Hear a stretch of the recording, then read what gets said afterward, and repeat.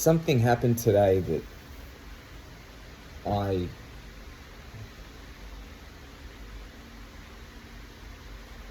I saw something that I've never seen before. And I'm in bed wanting to talk about it because sometimes the tips you guys give me in the comments are some of the best that I get. Sometimes they're terrible, but sometimes they're really good. And I know the quality of this is going to be poor because I'm on my phone, but I don't know. Clearly I was never about quality on this channel. Quality of presentation. The information I try to bring to you is, I don't know if quality is the right word, but maybe as true as possible as it is for me in the moment. But anyway, so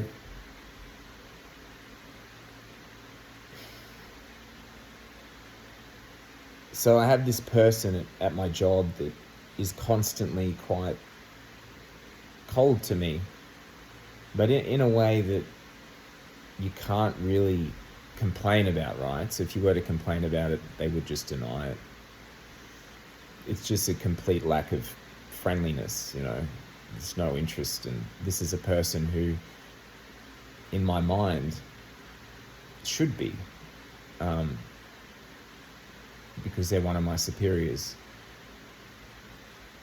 So I just was really thinking about it, and I thought about the fact that what is it about me that needs them to be nice to me, right? And that led down a path of realizing that I don't really have a center. I don't have a safe place to go inside myself, so I'm most of the time thinking about others, trying to control or at least analyze and understand other people and their intentions. And this is a lot of what creates my personality, I think. I'm a INTJ, INFJ, one of them, and this is a very analytical personality type, and I've always been very analytical in understanding people. And me, as a child, I remember, because my parents were quite difficult, to say the least, and so I was always trying to figure out why. It's like a defense mechanism to protect myself from them. So I was always in other people's heads, not my own. I never asked myself what I want or what I need.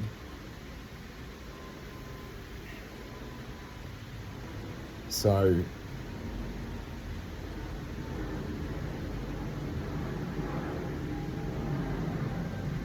when I go into my body and I try to find the person that is Ben, I don't find it. What I do find is a lot of anger and shame, and guilt and grief and just pain, discomfort, gut issues. But I don't really find this person that's there who I truly know how they feel and what they want and what they think.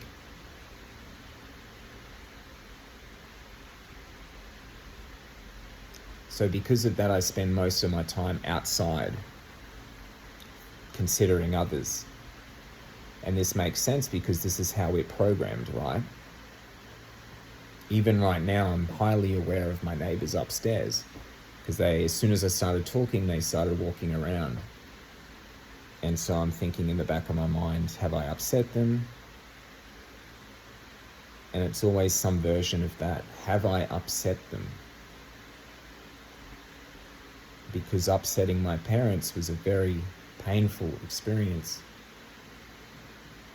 Upsetting my neighbors, upsetting my partners, my friends, my boss. upsetting you guys in YouTube. But if I had a center that was safe, a place to be, it wouldn't matter, right? Someone would be upset.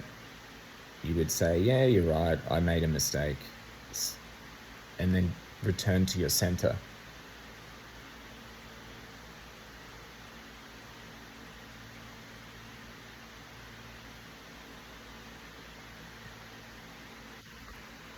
So my theory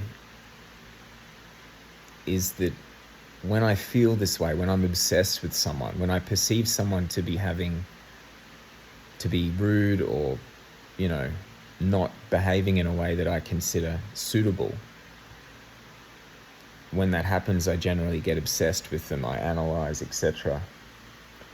So whenever that's happening, if I return to my body and just ask myself some simple questions. Am I okay right now? Not focusing on them, just focusing on the body. What do I need? Is there anything that I need, separate from everything else? What do I want to do? What do I think and feel? And it's kind of an act of love. And the idea is to create a loving atmosphere.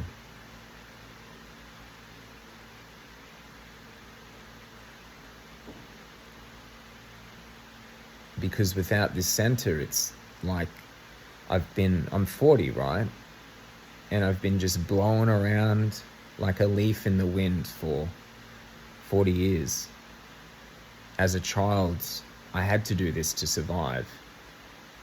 Then I found music and I got very good at it, classical music, and I used that as a mechanism to garner validation from others. And then my performance life began, music and dance and boxing. And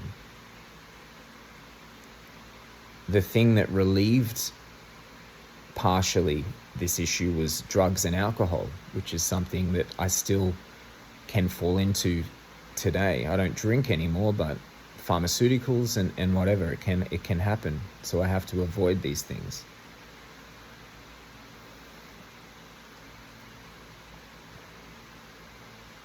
And now I'm 40 and I have no center. So the only answer I can think of is to create my own. Take steps to create a safe space. Because the idea of that is very strong. And I'd like to hear from anyone who has that already. Comment or whatever. Send me a message.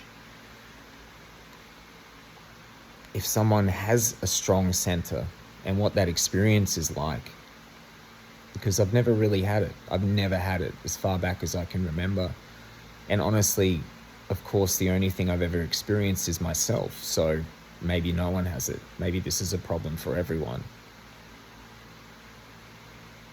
But if you've overcome this, the people I want to hear from the most is people who've overcome this. They've had no center and then they used some method or whatever to create one.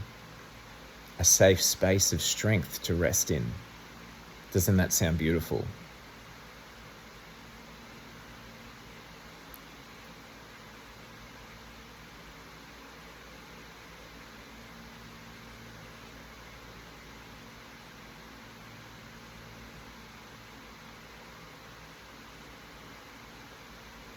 The simple fact is that we all are fucked up. The only reason that my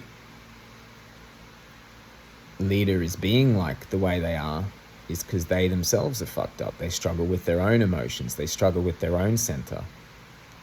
Then I take that personally, etc., etc.